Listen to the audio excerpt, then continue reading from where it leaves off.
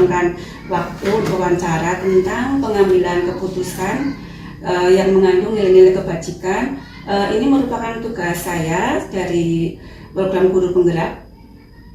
Mungkin Bapak bisa memperkenalkan diri terlebih dahulu secara singkat saja, Pak.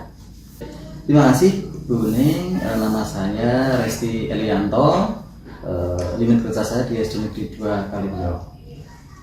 Saja ya Pak, selama ini bagaimana Bapak dapat mengidentifikasi kasus-kasus yang merupakan dilema etika atau rujukan moral? Baik, terima kasih Bu Ning. Kalau berdasarkan pengalaman yang saya alami untuk mengidentifikasi masalah tersebut adalah yang pertama saya mengenali lebih dulu nilai-nilai yang ada dalam kasus tersebut. Artinya nilai tersebut saling bertentangan atau tidak. Di sini dalam saling bertentangan artinya benar atau salah, kemudian sama-sama benar atau istilahnya benar lawan benar, begitu. Ya, terima kasih. Kemudian yang selanjutnya adalah menentukan siapa yang terlibat dalam kasus tersebut. Kemudian yang ketiga adalah mengumpulkan fakta-fakta kasus. Yang keempat menyimpulkan apakah kasus tersebut itu termasuk dalam dilema etika atau rujukan moral atau bukan, berdasarkan dari fakta-fakta yang terkumpulkan. Baik, berarti kita harus pertama kali dulu itu dilema etika atau rujukan moral. Nah, kemudian dapatkah Bapak menceritakan kasus dilema etika yang pernah ada di sekolah Bapak, yang cuma dihadapi di sekolah? Contoh satu saja, Pak. Oh ya, baik. Untuk dilema etika yang pernah saya alami itu terkait dengan ini Bu Ning, bahwa saya dihadapkan dengan situasi di mana Bapak Ibu guru itu yang sebagai anggota PGRI atau sebagai anggota organisasi profesi itu harus ikut serta dalam kegiatan-kegiatan PGRI, sementara waktunya pada jam-jam efektif. Nah, ini kadang membuat saya itu dilema pada saat ini. Jadi ketika dilema seperti itu kan saya harus mengambil keputusan bagaimana agar semuanya itu berjalan. Nah, di sini berarti kan apapun itu, yang jelas kegiatan PGRI, karena kita sebagai anggota PGRI itu sebuah kewajiban mengikuti kegiatan PGRI. Namun di sisi lain anak-anak juga jangan sampai kehilangan haknya untuk dapat dilayani. Artinya di sini nanti kita atau saya dapat mengambil keputusan yang semuanya bisa berjalan. Ini termasuk dilema etika, berarti masuknya ke keadilan lawan kesetiaan ya Pak. Kemudian selama ini bagaimana Bapak menjalankan pengambilan keputusan, terutama pada kasus-kasus di mana ada dua kepentingan yang sama-sama benar atau sama-sama mengandung nilai kebajikan, Bapak? Baik, untuk keputusan yang saya ambil itu terus terang saja ini bukan keputusan saya pribadi, tapi saya memang membutuhkan masukan dari teman-teman. Artinya keputusan saya itu diambil berdasarkan pertama adalah pertimbangan pribadi saya, namun ini mengacu atau sesuai didukung dengan fakta-fakta yang dikumpulkan. Kemudian yang kedua adalah pertimbangan dari teman sejawat, utamanya adalah teman sejawat yang lebih senior. Artinya di sini mereka saya mintai pertimbangan, saya mintai saran dan pendapatnya untuk istilahnya memberi masukan terkait dengan kasus yang dihadapi. Gitu. Tetap kolaborasi dengan rekan sejawat ya Pak. Betul sekali. Kemudian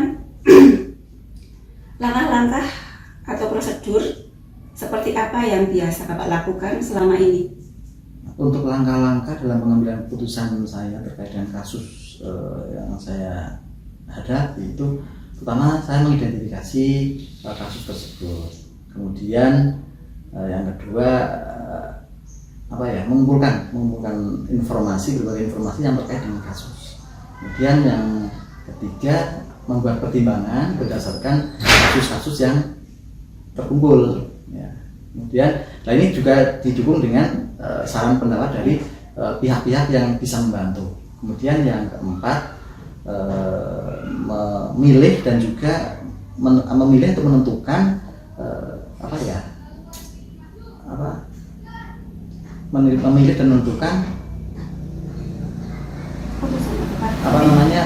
solusi yang tepat untuk menyelesaikan masalah tersebut. Yang kelima adalah istilahnya eksekusi atau pengambilan keputusan itu sendiri, yang tentunya jangan sampai merugikan kedua belah pihak. Luar biasa Pak Eli. Kemudian hal-hal apa yang selama ini Bapak anggap efektif dalam mengambil keputusan pada kasus dilema etika? Untuk hal-hal efektif yang pernah saya alami dalam pengambilan keputusan, saya sendiri itu, menurut saya Bu, itu yang pertama adalah terkait dengan komunikasi, karena komunikasi itu menjadi sangat penting untuk menyelesaikan sebuah permasalahan. Artinya di sini pendekatan antara pihak-pihak yang istilahnya pihak-pihak yang terlibat terkait itu harus difasilitasi, harus diupayakan bagaimana caranya agar nanti istilahnya ketemu lah, ada titik temunya seperti itu. Kemudian sikap terbuka dari para personal yang terlibat di sini juga sangat dibutuhkan, dan juga komitmen mereka untuk menyelesaikan masalah dengan cara musyawarah mufakat juga menurut saya ini menjadi hal yang efektif dalam mengambil keputusan. Ya. Kita harus bersama-sama dengan berbagai banyak pihak ya Pak. Ya, kemudian hal-hal apa saja yang selama ini merupakan tantangan dalam pengambilan keputusan pada kasus-kasus dilema etika di sekolah Bapak? Baik, untuk tantangan yang saya hadapi berdasarkan pengalaman saya adalah pertama itu terkait dengan regulasi. Kadang regulasi yang ada itu tidak istilahnya tidak sesuai dengan realita yang di lapangan Pak. Walaupun sesuai tapi kadang banyak istilahnya tidak begitu real gitu. Ya. Kemudian yang kedua adalah banyaknya personal yang terlibat dalam kasus tersebut. Kemudian yang ketiga adalah terkait dengan karakter dari personal yang terlibat. Karakter dari personal kan berbeda-beda ya Bu. Artinya ada yang bisa menerima pendapat dengan istilahnya legowo, ada yang tidak, dan itu kan harus di-clearkan. Iya. Kemudian tantangan berikutnya adalah terkait dengan senioritas. Artinya bahwa ketika yang menjadi subjek atau objek masalahnya itulah yang senior daripada saya, itu saya menjadi hambatan karena ada rasa canggung, ada rasa segan dan sebagainya. Ini seperti itu. Tidak enak juga ya Pak. Ya. Kemudian apakah Bapak memiliki sebuah jadwal tertentu dalam sebuah penyelesaian kasus dilema etika? Terus apakah langsung berdasarkan hal itu juga atau ada jadwal untuk menyelesaikannya? Bentuknya seperti apa atau prosedurnya seperti apa yang pernah Pak jalankan? Kalau untuk jadwal sendiri itu tidak ada Bu, karena memang kalau untuk masalah-masalah terkait dengan kasus dilema etika itu kan kadang spontanitas. Jadi tidak ada jadwal khusus atau waktu khusus. Paling kita lihat situasi kondisinya seperti apa. Artinya ketika membutuhkan keputusan cepat ya kita mau tidak mau bergerak cepat begitu.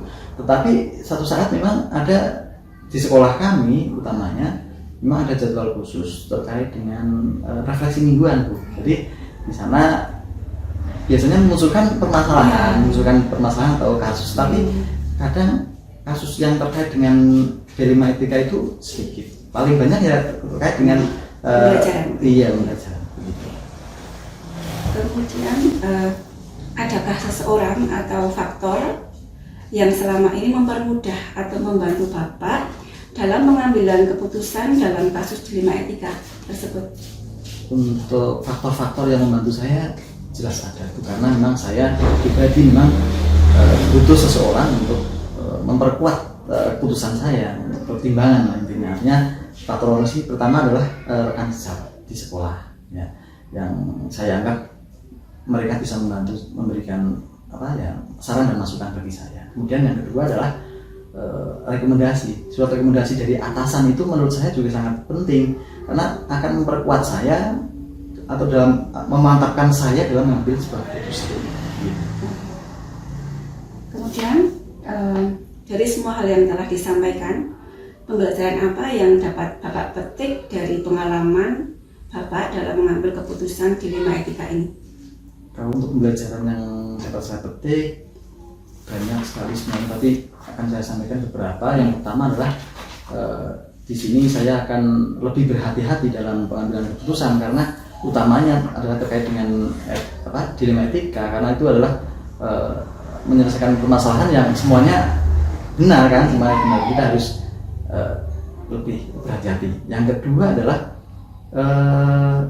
membuat saya lebih istilahnya belajar untuk dapat mengambil keputusan yang adil bagi semua pihak.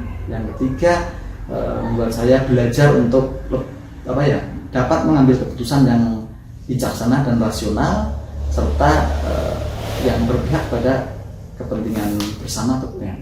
Saya kira seperti itu. Iya, Pak. Memang kita dalam mengambil keputusan itu harus dalam segala kondisi, itu memang bukan hal yang mudah ya Bapak ya, karena menimbulkan dilema etika atau bahkan rujukan moral.